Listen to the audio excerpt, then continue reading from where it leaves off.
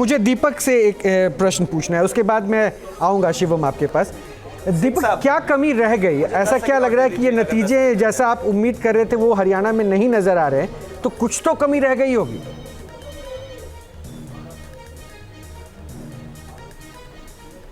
देखिए रोहित भाई, सबसे बड़ी बात है, अभी भाजपा प्रवक्ता यहाँ पे बैठ के कह रहे हैं कि मीडिया ने उनको अंडरएस्टिमेट किया। अरे मीडिया तो आपको अंडरएस्टिमेट करता ही नहीं है। आप 240 लेके आते हैं, मीडिया कहता था कि आप 500 सीटें पार करेंगे, मोदी जी कहते थे 400 का नारा दे दिया था, तो मीडिया ने तो आपके सुर में सुर मिलाया था। चुनाव आप लड़ते हैं, पैसे का बेतहाशा गंगा यमुना नदी आप बहाते हैं, हजार करोड़ की रैलियां मोदी जी एक रैली करते हैं, इनके नेताओं की जो चुनावी रैली होती है 500-500 करोड़ से कम तो होते नहीं है। तो भाजपा ने प्रश्न ये नहीं है जिसका जवाब अभी आप दे रहे हैं। तो मैं पूछ रहा हूं कि कांग्रेस अगर हरियाणा में इन नैरेटिव्स को गलत करके नहीं अच्छा कर पाई तो क्या वजह रही? आप क्यों नहीं उम्मीद के मुताबिक नतीजों में अभी दिख रहे हैं? अगर देखिए, अभी का जवाब जो है ना, ये बाद का जवाब अभी मैं नहीं दे सकता। अभी जवाब ये है कि कांग्रेस की सरकार बनेगी, भाजपा सरकार जाने वाली है। क्यों? क्योंकि इन्होंने किसानों की थाली महंगी कर दी, खेती का सामान महंगा कर दिया, बेटियों के साथ अत्याचार किया, बलात्कारियों को इन्होंने संरक्षण दिया पूरे देश में, अपनी पार्टी का नवरत्न बनाया। तो भाजपा से जो नफरत है लोगों की, अब वो हरियाणा चुनाव में खुल के आ जाएगी, जम्मू कश्मीर के चुनाव में आ जाएगी। आप कुछ कहना चाह रहे हैं और उसमें मैं ऐड ऑन कर दूं, अभी ऑन एन एवरेज 5 से 7 राउंड की काउंटिंग हुई है जो ट्रेंड अब तक आ रहे हैं इलेक्शन कमीशन के ऑफिशियल वेबसाइट पर। 90 लोग विधानसभा सीट में से 30 विधानसभा सीट ऐसी हैं जो मैंने अभी कैलकुलेट की हैं जहां पर जो लीड है वो 3000 वोट से कम की है। क्या अभी भी स्थितियां बदल सकती हैं? कम की लीड है। देखिए, आप तो बहुत लंबे समय से अनुराग जी जर्नलिज्म कर रहे हैं और अप्रॉक्सीमेटली 3.5 घंटे जो है इस ट्रेंड को चलते हुए हैं, और पिछले अगर अप्रॉक्सीमेटली 1.5-2 घंटे से आप देखें तो भारतीय जनता पार्टी लगातार अपना लीड मेंटेन किए हुए है। मैं नहीं कहता हूं कि माइनर चेंजेस नहीं हो सकते, लेकिन कहीं ना कहीं अगर पिक्चर देखें तो क्लियर है। दूसरा, शिवम त्यागी पिछले 2 महीने से टीवी पर चुनाव लड़ रहा था, अब मैं चुनाव नहीं लड़ रहा हूं दीपक झा के साथ। मैंने क्या किया उसका, और मेरी पार्टी ने क्या किया, मेरे नेता ने क्या किया, मेरे प्रधानमंत्री ने क्या किया, गृह मंत्री ने क्या किया, मुख्यमंत्री ने क्या किया, वो हम जनता के बीच में लेकर गए थे। उस पर हमें उन्होंने वोट दे दिया। क्लैरिटी आपके सामने है। जनता ने पहलवानों को भी देखा, जनता ने किसानों को भी देखा, जनता ने जवानों को भी देखा, जनता ने महंगाई को भी देखा, और उसमें सब को देखने के बाद ही जो नंबर्स है वो आपके सामने है। और अगर नंबर इतना शानदार है तो माफ कीजिए, जनता ने एक्सेप्ट किया है हमें सभी चीजों को देखने के बाद। उनके विवेक पर कोई सवाल नहीं। और अब आगे आते हैं, मैं एक चीज और कहना चाहता हूं। इस देश में कहीं ना कहीं सम वे और द अदर जो कुछ over the period of time agendas बनाने की कोशिश की गई वो स्टे नहीं कर रहे हैं। लोकप्रियता के विषय में आज भी आदरणीय प्रधानमंत्री जी के सामने कोई भी आसपास नहीं है। कुछ एजेंडा जो बनाने की कोशिश कुछ राज्यों में एक तरीके से प्रयोगशाला के तौर पर इस्तेमाल किए गए, अगर प्रयोगशाला ही फेल हो गई तो देश में तो वो कहीं था ही नहीं। और देश की जनता अब जानती है, समझती है कि जब आप इस तरह का प्रोटेस्ट रेस करेंगे, बनाएंगे, फिर उसके बाद पार्टी या तो बना लेंगे या पार्टी में आ जाएंगे, फिर चुनाव लड़ेंगे, फिर देश को दिखाएंगे। लोग जानते हैं आजकल भाई, हम वो जमाना नहीं रहा जब हमारी लिटरेसी रेट। शिवम, एक बार आपके कार्यालय का ही मैं रुख करता हूं। मैं चाहता हूं वहां की तस्वीरें भी अपने दर्शकों तक पहुंचाऊं, क्योंकि थोड़ी देर पहले वहां सन्नाटा दिख रहा था। विकास चंद्र लगातार सुबह से वहां मौजूद है। विकास, कुछ तब्दीली हुई क्या तस्वीरों में?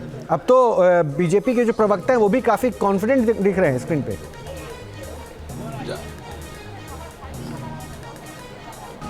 जी, अब लोगों में बहुत ज़्यादा आत्मविश्वास आ गया। हालांकि सुबह से ही जो बीजेपी के प्रवक्ता और जो पैनलिस्ट हैं उनकी अगर बात की जाए तो लोग सुबह से अपने दावे कर रहे हैं, लेकिन बीजेपी कार्यालय की अगर बात की जाए तो तमाम सारे अब इनके वरिष्ठ नेता और जो महासचिव हैं वो सभी अब बीजेपी दफ्तर पहुंच रहे हैं।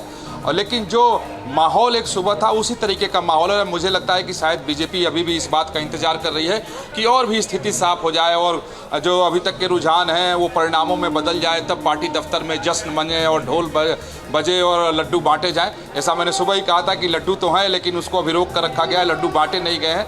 और अभी फिलहाल बीजेपी कार्यालय की अगर बात की जाए तो कुछ कार्यकर्ता और 2-3 सचिव, 1-2 के पूर्व केंद्रीय मंत्री बीजेपी दफ्तर में हैं और बाकी टेलीविजन चैनलों पे प्रवक्ता बैठे हुए हैं और कार्यकर्ता कहें तो बहुत कम है यहाँ, यानी अभी कोई यहाँ जश्न नहीं मनाया जा रहा है। और जैसा मैंने कहा कि शायद पार्टी अभी भी इंतजार में है कि जब रिजल्ट सामने कुछ आ जाए तब वो लोग जश्न मनाएं। विकास, एनके सर आपसे कुछ पूछना चाह रहे हैं, कार्यालय पहुंच सकते हैं अगर हरियाणा विकास जी आप बहुत दिनों से बीजेपी कवर कर रहे हैं, बहुत अच्छा अनुभव है और बड़ा डीपली कवर करते हैं दशकों से, और मैंने भी बहुत सालों से किया है, दशकों से किया है। मैं तो जो गलत सवेरे में जो कह रहा था, जो रिजल्ट आया उससे बिल्कुल उल्टा था। लेकिन आप याद कीजिए, सुबह आपने कहा था कि बीजेपी पूरा फोकस जम्मू कश्मीर पे रख रही है, हरियाणा तो मान चुकी है कि वो हार गई। अब आप क्या कहेंगे, क्योंकि सुबह आपने कुछ और कहा था, तो अब आपको क्या कहना है?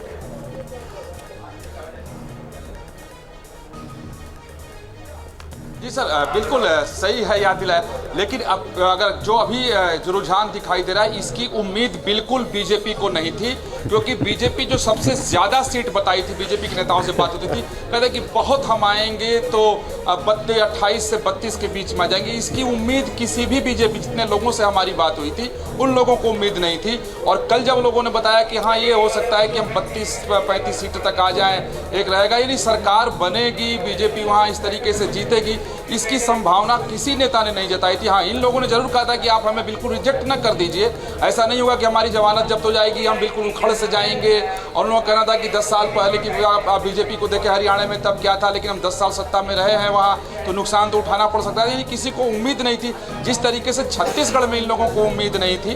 दावा तो फिर भी करते थे कैमरे के सामने कि नहीं हम जीतेंगे, सरकार बनाएंगे, सामान्य बात है, वो करते हैं लोग। उसी तरीके से हरियाणा की स्थिति थी, तो कोई भी ये नहीं कहता था कि हम सरकार बनाएंगे। और यहाँ जितने लोग मॉनिटरिंग में बैठे थे वो सिर्फ जम्मू कश्मीर पर बैठे थे कि देखा जाए कि वहाँ क्या कुछ हो रहा है। जो महासचिव लोग पहुंचे थे वो सारे जम्मू कश्मीर को मॉनिटर कर रहे थे कि वहाँ क्या हो रहा है, जम्मू में क्या हो रहा है, कितनी सीटें आ रही हैं, किस सीट का टैली वो लोग ले रहे थे। और हरियाणा में वहाँ 1-2 लोग बैठ करके देख रहे थे कि यहाँ क्या कुछ हो रहा है। तो वो गंभीरता यहाँ पार्टी कार्यालय में आज भी नहीं दिखाई दे रही थी सर।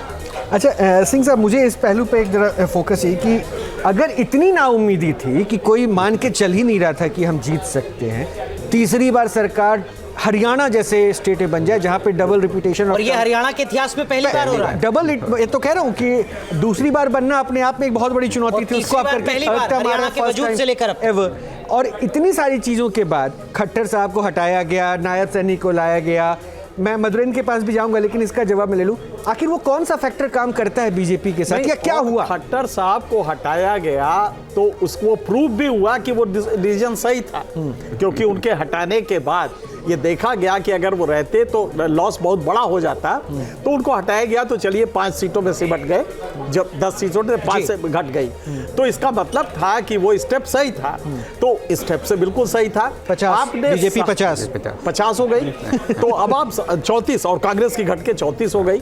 तो अगर आप ये देखें तो सारे जो वेरिएबल वोट परसेंटेज से देख लीजिएगा आप, वो जो कहा जाता था कि महंगाई, बेरोजगारी, पहलवान और वगैरह वगैरह, बड़ा अच्छा वो तीन का लिया गया था। लेकिन वो सारी चीजें मान सम्मान, पहलवान, किसान, लेकिन वो सारी डिफाई करके अगर बीजेपी ये परफॉर्मेंस ले रही है, और यही नहीं, आप अगर वहां भी देंगे जम्मू कश्मीर में। न्यूज नेशन अब व्हाट्सएप पर खबरों की ताजा अपडेट के लिए न्यूज नेशन के इस QR कोड को स्कैन करें।